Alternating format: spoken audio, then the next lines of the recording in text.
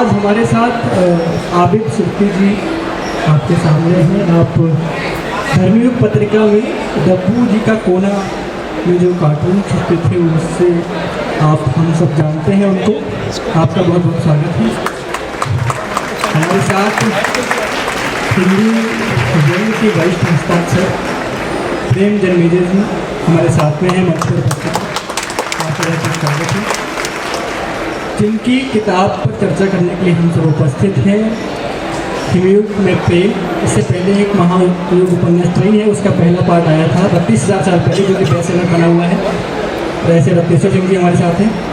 हमारे साथ हैं नीलाद्री जी और प्रभात प्रकाशन से जयंत प्रभात जी। मैं प्रभात प्रकाशन से अभिषेक कुमार जी स्वागत करूँगा कि आप पुस्तक देकर आबिद सुर्ती जी का स्वागत करें। आबिद जी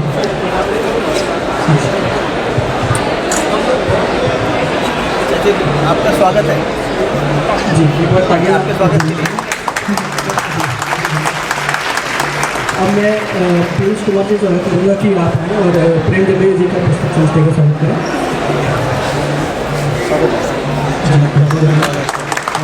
मैं प्रभात प्रकाशन की जो दीपाली जी उनसे चाहूँगा कि आएँ और रत्नेश्वर सिंह जी का स्वागत करें।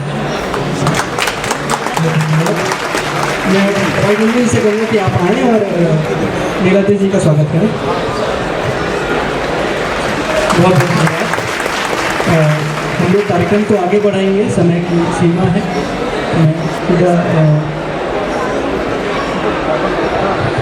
पुस्तक का लोकार्पण करेंगे। लोकार्पण के लिए हम सभी अतिथियों से आग्रह करेंगे कि अपने सामने पुस्तक का लोकार्पण करें। ये लोकार्पण के लिए ले आओ आ जाओ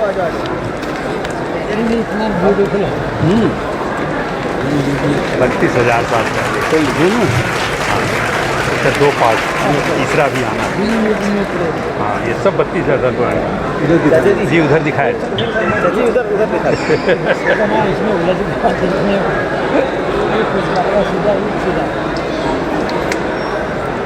सर्कल ध्वनि से हम शुभकामना देकर रत्नेश्वर जी को धन्यवाद।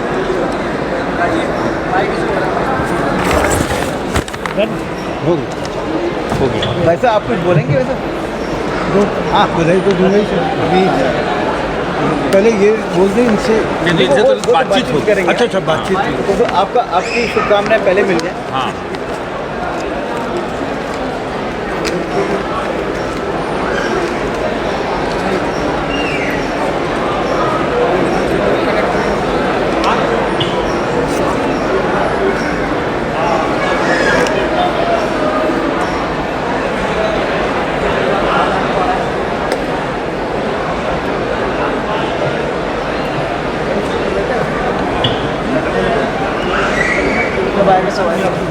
वैसे की आवाज़ बहुत बुलंद है। मैं भी और आवाज़ भी। सबसे पहले प्रेम कुमार जन्मेजय जी को आग्रह करूँगा कि आप रत्नेश्वर जी को शुभकामनाओं के रूप में। रत्नेश्वर जी को बधाई तो है, पर सलाम है उनकी कल्पना को। मतलब कहाँ किस युग में वो ले गए हैं इसके माध्यम से। और एक नहीं, ये उपन्यास त्रयी है जो 32,000 साल पहले से आरंभ होती है। और अभी इन्होंने मिलवाया था और कहा कि ये मनोविज्ञान से संबंधित हैं और वो मुझसे सवाल करेंगी। तो मैंने तब ये कहा था कि भैया निश्चित ही जो व्यक्ति इतनी दूर जा सकता है तो उसके मनोविज्ञान को समझना ही चाहिए कि क्या मनोविज्ञान था जो आपको वहाँ ले गया, क्या सोच थी जो वहाँ ले गई। और इस दृष्टि से मैं धन्यवाद देना चाहूँगा प्रभात प्रकाशन का कि वो नई सोच, नई चीज़ों को एकदम सामने लेकर आते हैं। और मेरा विश्वास है कि ये त्रयी नए सवाल पैदा करेगी और त्रिगुणात्मक जिसको कहते हैं, उस त्रिगुणात्मक की एक खोज जो हम लगातार करते रहते हैं, ये निश्चित रूप से अब इसको देखते ही मुझे तो लगता है ये अभी मैं बात भी कर रहा था आबिद सुर्ती जी से कि इसको देखते ही लगता है कि भैया पृष्ठ खोलो, पढ़ना शुरू कर दो। मतलब इतने आकर्षक इसके जो है शीर्षक हैं, तो मैं बधाई देना चाहूँगा और चाहूँगा जितने लोग यहाँ पर हैं, जो सब सुन रहे हैं, ये नए विषय पे नई तरह से लिखी गई किताब है और उसको ज़रूर पढ़ें। बधाई हो आपको। बहुत धन्यवाद अनिल जी। अब मैं आबिद सुर्ती जी से भी आग्रह करूँगा कि वो अपने कुछ शब्द इस पुस्तक के लिए और प्रशासन जी के लिए पुस्तक के लिए।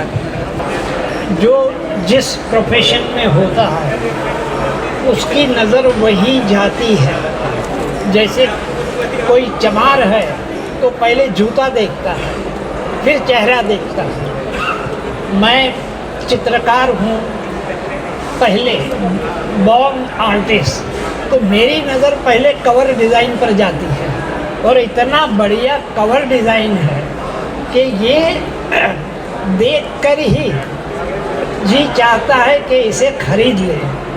यानी कि कवर डिज़ाइन और बाकी डिज़ाइनिंग भी जो है अंदर के, ये इतने सुंदर ढंग से छापा गया है।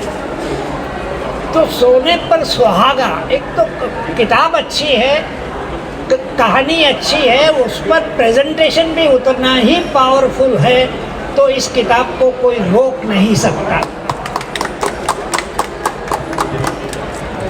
बहुत धन्यवाद इतनी शानदार शुभकामनाओं के लिए सर। स्वागत, अभिनंदन, आभार उपस्थित जनसमूह का।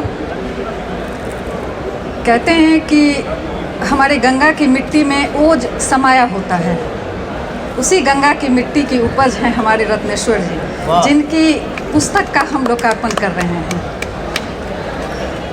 और इससे पहले भी कई पुस्तकें इनकी आ चुकी है और ये उपन्यास त्रयी का दूसरा भाग आया है। इस चर्चा को आगे बढ़ाने से पहले मैं कुछ इस उपन्यास के मनोवैज्ञानिक पहलुओं की जांच करना चाहूँगी और वो सवाल लेखक से ही होगा।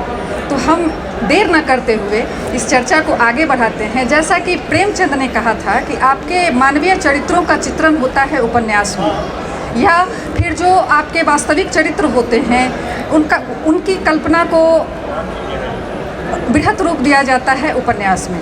तो देर ना करूंगी और सबसे पहले मैं रत्नेश्वर जी को ये पूछती हूँ कि जो उपन्यास के मूल तत्व होते हैं, कथानक, चरित्र चित्रण, शैली, वातावरण, भाषा शैली, उद्देश्य, एक एक करके हम उन चीज़ों पर आएंगे। तो सबसे जो इस उपन्यास में मैंने पढ़ा है, कई चरित्र हैं, तो एक लेखक के लिए जितने भी चरित्र हैं सभी महत्वपूर्ण होते हैं, उनके बच्चे की तरह होते हैं। फिर भी कौन सा चरित्र इन्हें सबसे ज़्यादा प्रभावित करता है और क्यों? लाद्री जी, वैसे चरित्रों की बात है तो एक एक चरित्र का निर्माण ही लेखक करता है, तो उसके लिए सभी उतने ही प्रिय होते हैं। कोई भी चरित्र उसके लिए वो एक तरह से माँ के समान है, हर एक चरित्र का निर्माण वो करता है। तो इसलिए हर चरित्र मेरे लिए उतना ही महत्वपूर्ण है और प्रिय भी है। लेकिन निश्चित तौर पर लेखक ये निर्मित करता है कि जब कोई कहानी चलती है तो उसमें कोई मुख्य भूमिका में होगा और उस मुख्य भूमिका के लिए हम पात्र बनाते हैं, पात्र चुनते हैं। तो यहाँ पे भी हमने महा और युग दो पात्र हैं जिनके माध्यम से ये पूरी कहानी आगे बढ़ती है। तो आप जिसके साथ ज़्यादा समय बिताएंगे वो थोड़ा ज़्यादा प्रिय हो ही जाता है आपके लिए। तो महा और युग के साथ मैं भी और पाठक भी ज़्यादा समय बिता रहे हैं, तो इसलिए वो दोनों पात्र ज़्यादा करीब हो जाते हैं, पाठकों के लिए भी और लेखक के लिए भी। नीलाद्री जी, हम जब किसी को शिक्षा देने के क्रम में आते हैं तो एक शब्द पढ़ा करते थे, अंतर अनुशासनिक उपागम। जब किसी उपन्यास की बात होती है तो उसके प्रकार की भी बात होती है, ऐतिहासिक है, सामाजिक है, मनोवैज्ञानिक है, आंचलिक है, किस तरह की है। लेकिन ये जो उपन्यास आपका है, इससे पहले भी हमने आपके कई उपन्यास पढ़े हैं। रेखना मेरी जान था, एक लड़की पानी पानी भी था। सभी उपन्यासों में एक ट्रेंड देखने को मिला है, जहाँ विज्ञान, पर्यावरण, इतिहास, हर चीज़ का समन्वय है। तो इस अंतर अनुशासनिक में इस उपन्यास में जो हमें दिखा, मनोविज्ञान की पकड़ तो है ही, साथ ही साथ इतिहास, भूगोल, पर्यावरण, सभी चीज़ों का समन्वय आपने बहुत अच्छे से किया है। तो इस दरमियान जो शोध कार्य हुए, उस शोध कार्य में कितने गहनता तक आप गए, मैं इसकी जानकारी आपसे लेना चाहूँगी। जैसा कि आपने अभी बताया नीलाद्री जी, विषय इसमें अलग से रेखांकित करना मुश्किल है कि किस विषय पर उपन्यास लिखा गया है। निश्चित तौर पे जब आप पुरातन की बात करते हैं, एक ऐसे समय की जिसकी वैश्विक स्तर पर कोई चर्चा फिक्शन के रूप में नहीं हुई हो, उपन्यासिक दृष्टि से, कहानी की दृष्टि से, तो जब मुझे कुछ ऐसी सामग्री मिली वैज्ञानिक जिसमें कि ये पता चला शोधकर्ताओं के द्वारा कि कुछ ये जो सामान मिले ये 32,000 साल पुराने हैं, और ये अगर ऐसा सामान है तो कोई नगर बसा होगा उस समय। जैसे मैंने इसमें चर्चा की है बांसुरी की कि 42,000 साल पुरानी बांसुरी मिली है, तेल का दिया मिला है 44,000 साल पुराना। तो वो सब जो सामान मिले हैं शोधकर्ताओं को, पुरातत्ववेत्ताओं को, उन शोध के आधार पर हमने ये ढूंढना शुरू किया कि ये क्या उस समय रहा होगा। अगर कोई नगर बसा तो हर विषय उसके करीब रहा होगा, चाहे वो संगीत हो, चाहे वो चित्र हो। मैंने इसमें ये भी दिया है कि पहली बार कौन सा चित्र बनाया गया था 32,000 साल पहले। इसमें ये भी आया है कि पहला वाद्य यंत्र कौन सा था और पहला गीत कौन सा गाया गया था आज से 32,000 साल पहले, जबकि कोई भाषा नहीं थी। तो ये जब आप परंपरा लेकर आते हैं, जब भी आप कोई साहित्य लिखते हैं तो साहित्य में निश्चित तौर पर पूरी की पूरी संस्कृति होती है, और संस्कृति में इतिहास भी होता है, वर्तमान भी होता है और भविष्य भी होता है, भविष्य के सपने भी होते हैं। तो ये जब तीनों चीज़ें शामिल होती हैं तभी कोई, आप रामचरितमानस उठाएं, चाहे कोई भी किताब, कोई भी ग्रंथ, चाहे कुरान शरीफ उठाएं, चाहे आप महाभारत लें, चाहे बाइबल जाएं, उसमें भविष्य के सपने भरपूर मात्रा में। तो साहित्य में अगर इतिहास है, वर्तमान है और साथ में भविष्य भी है, तभी मुझे ऐसा लगता है कि वो मुकम्मल हो पाता है, और मैंने इसमें ये प्रयास किया है। तो इसलिए निश्चित तौर पे जब इतना कुछ है इसमें तो लंबा रिसर्च करना पड़ा होगा। लगभग 8 साल का रिसर्च मेरा है इस उपन्यास त्रयी को तैयार करने में, और फिर ये उपन्यास त्रयी प्रभात प्रकाशन की तरफ से 2 इसके आ गए हैं, और पाठकों ने तो जिस रूप में इसे उठाया है, हाथों हाथ बेस्टसेलर बनाया है, तो ये सब उनका स्नेह है। तो वो इसी तरह की चीज़, अब नई चीज़ पढ़ना चाहते हैं। पुरातन परंपरागत बहुत सारे क्लासिक्स लिखे जा चुके हैं, अब वो और नई विधाओं में, नए विषय में आना चाहते हैं। तो इसमें मुझे लगता है कि पाठकों ने मुझे एक तरह से ओके दिया है कि आप इसमें और आगे बढ़िए। तो इसमें विविध विषय हैं और उसका शोध भी उतना ही गहन है।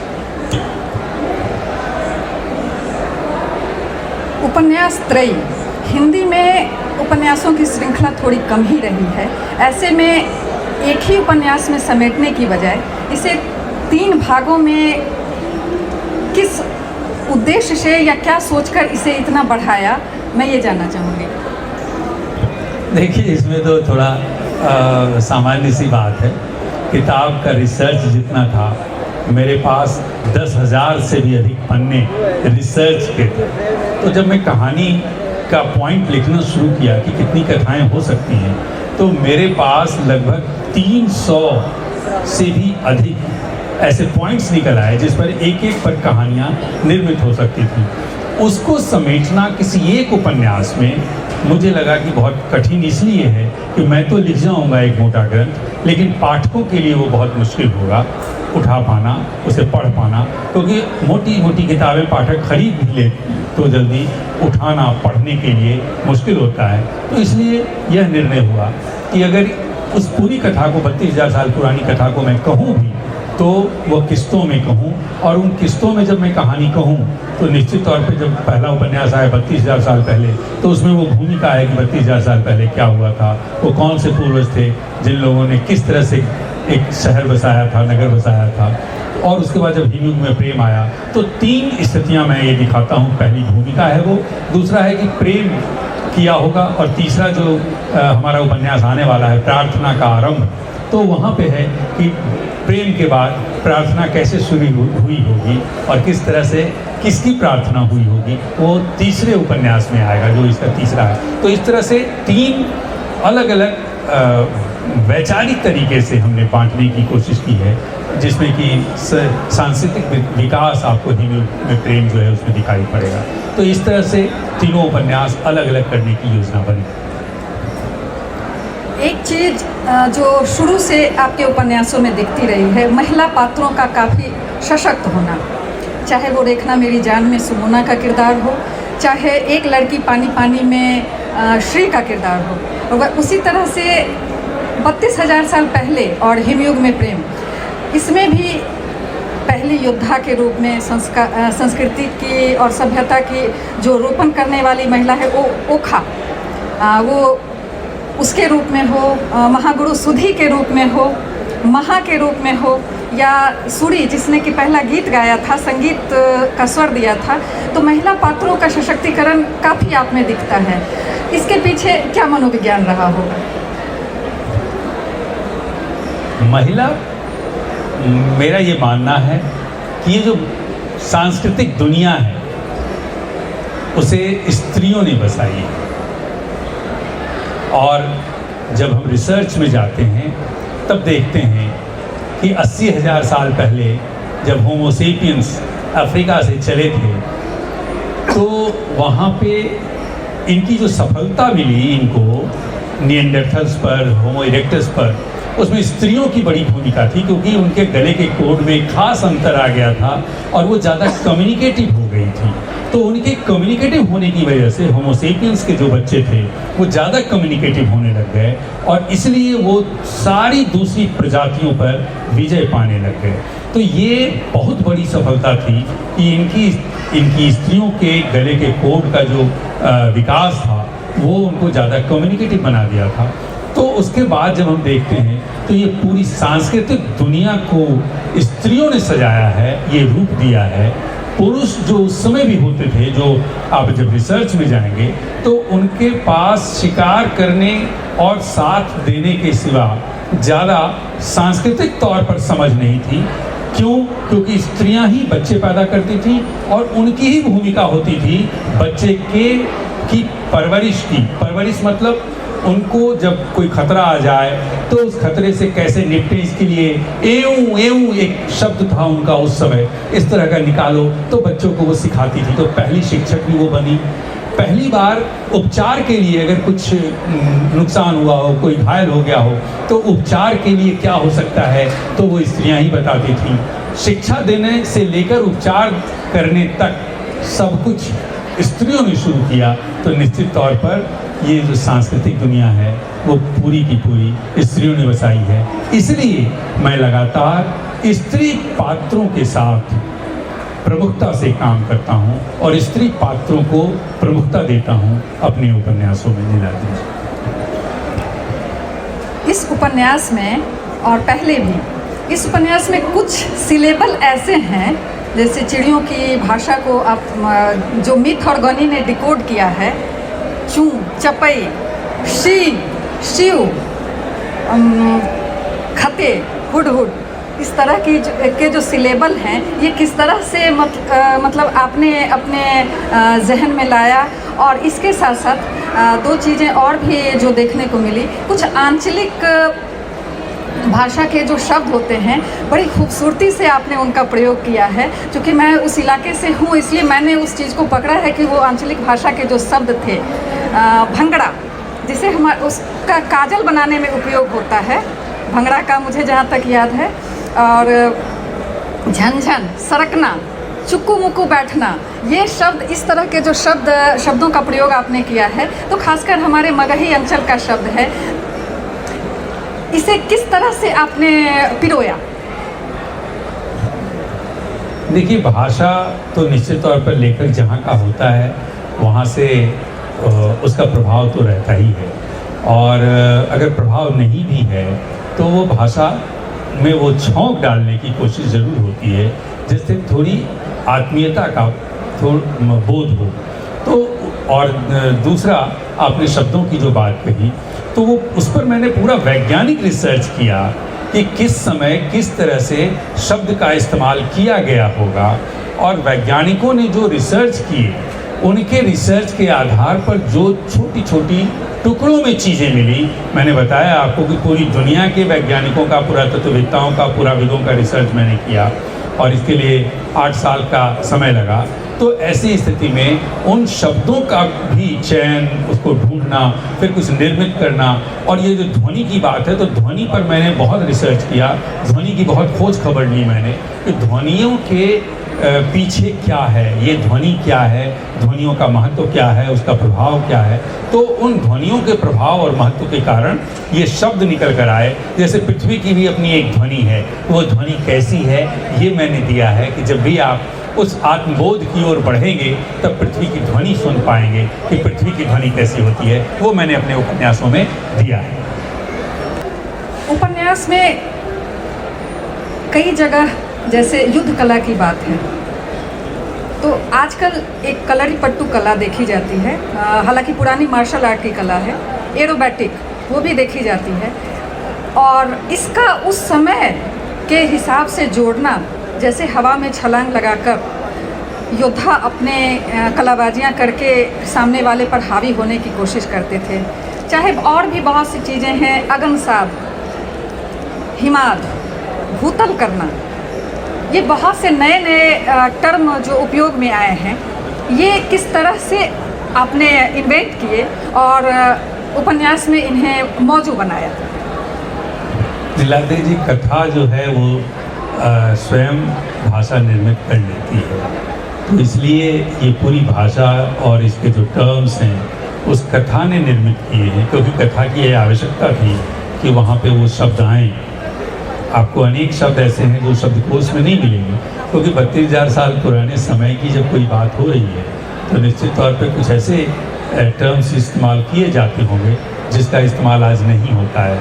तो इसलिए कुछ ऐसे शब्द आए हैं, और हिमाद वगैरह, क्योंकि मरने के बाद बर्फ़ में ढक कर छोड़ दिया जाता था लोगों को, तो शुरुआत ऐसे ही होती थी। इसमें जलने की भी कहानी आई है। तो ये पूरा का पूरा जो टर्म है ये कथानक की वजह से है, कहानियों की वजह से है, और उस समय के की जो स्थितियाँ हो सकती हैं उस पर जो रिसर्च में मुझे मिला, और कुछ जो मैंने कहानी बनाने के समय निर्मित किए, उसके आधार पर ये सारे टर्म्स आए हैं। बेट द्वारका की चर्चा काफ़ी अखबारों में सुनी है, और जिन जिन कबीलों का जिक्र हुआ है, अनार्तक हो, चक्र हो, गोमती, अंतर्द्वीपीय और साथ ही ओखा, तो इनका सामंजस्य कितना उस ऐतिहासिक रिसर्च से है? नाम ये अभी भी हैं, और उस नाम का इस्तेमाल निश्चित तौर पर जो हमारी संस्कृति आज है, ये आज नहीं बनी है, ये दब सकती है, कहीं छुप सकती है बर्फ़ में, जंगलों में, समुद्र के नीचे, क्योंकि ये कहानी समुद्र के नीचे से निकलती है। जो 2002 के आसपास पुराविदों को मिला समुद्र के नीचे जो सामान, उसके आधार पर जब पता चला कि 32,000 साल पुराना है, तो पूरा का पूरा समुद्र के भीतर 120-130 फीट नीचे गहराई में वो सारे सामान हैं जहाँ पे वो सामान मिले, और ये पता चला कि वहाँ कोई नगर हुआ रहा होगा, इसका अंदाज़ा लगाया जा रहा है। तो निश्चित तौर पे वो सागर के नीचे, या अभी बहुत सारी चर्चा होती है कि अंटार्कटिका में भी बर्फ़ के नीचे कोई नगर दबा हो सकता है, कोई संस्कृति दबी हो सकती है। तो ये संस्कृति जो होती है, वो सभ्यताएं तो नष्ट होती रहती हैं, वो विलुप्त हो जाती हैं, लेकिन ये संस्कृति धीरे धीरे वापसी करती है। और यही संस्कृति, जैसे अभी एक रिसर्च में पढ़ रहा था जिसमें 70,000 साल पहले दाल रोटी खाने की कुछ साक्ष्य मिले हैं।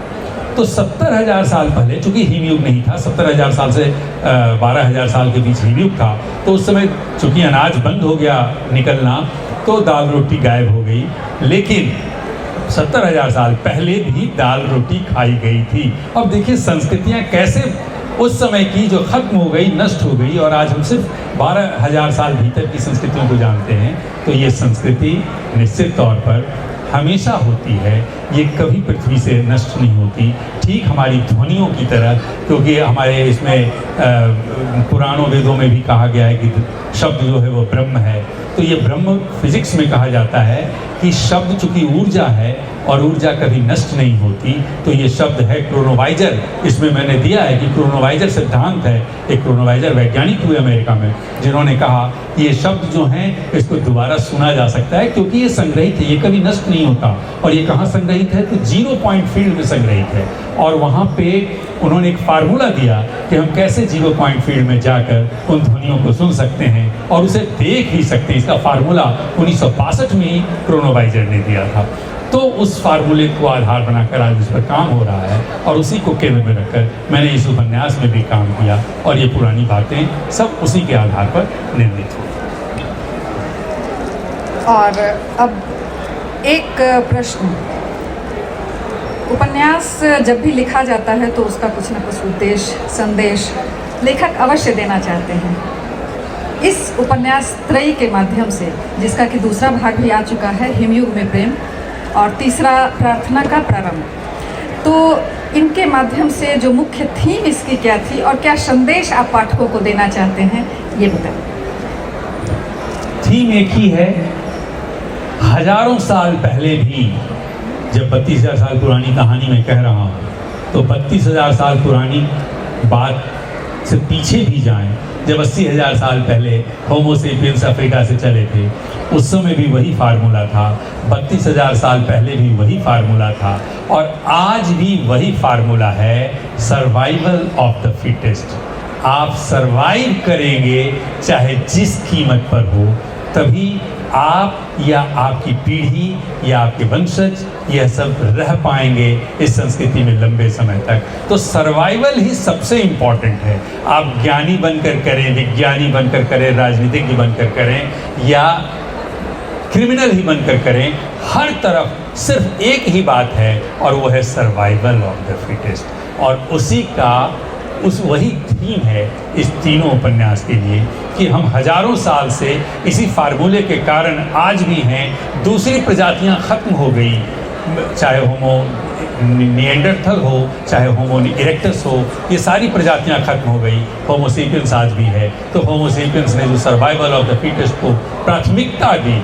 हमारे पूर्वज बहुत बड़े हत्यारे थे। अगर उन लोगों ने उन सब की हत्या नहीं की होती तो शायद आज हम लोग इस रूप में नहीं होते। तो अब सोचिए कि हत्या करना हम लोगों के वजूद के लिए कितना उनके लिए ज़रूरी रहा होगा। तो इसलिए वहाँ हत्याएं अपने सर्वाइवल के लिए होती थी। तो वहाँ जो कुछ भी हो रहा था सर्वाइवल ऑफ द फिटेस्ट के लिए हो रहा था। आज हम प्रेम भी करते हैं तो सर्वाइवल ऑफ द फिटेस्ट के लिए करते हैं, और ये जो व्यापार भी करते हैं ये सर्वाइवल के लिए ही करते हैं। तो इस पूरे उपन्यास का यही थीम है। बहुत धन्यवाद आपका। और इस कार्यक्रम को अब अंतिम स्वरूप देते हुए सबसे पहले मैं प्रभात प्रकाशन का धन्यवाद अदा करती हूँ। साथ ही उपस्थित जनसमूह धन्यवाद के पात्र हैं। सुनना बहुत ही धैर्य का काम होता है। और लेखक रत्नेश्वर जी का बहुत बहुत धन्यवाद, जिनकी पुस्तक का आज लोकार्पण था। उसके दूसरे भाग का, पहला भाग 32,000 साल पहले और दूसरा भाग हिमयुग में प्रेम। और साथ ही उपस्थित जनसमूह का एक बार फिर से धन्यवाद, आभार, नमस्कार। धन्यवाद।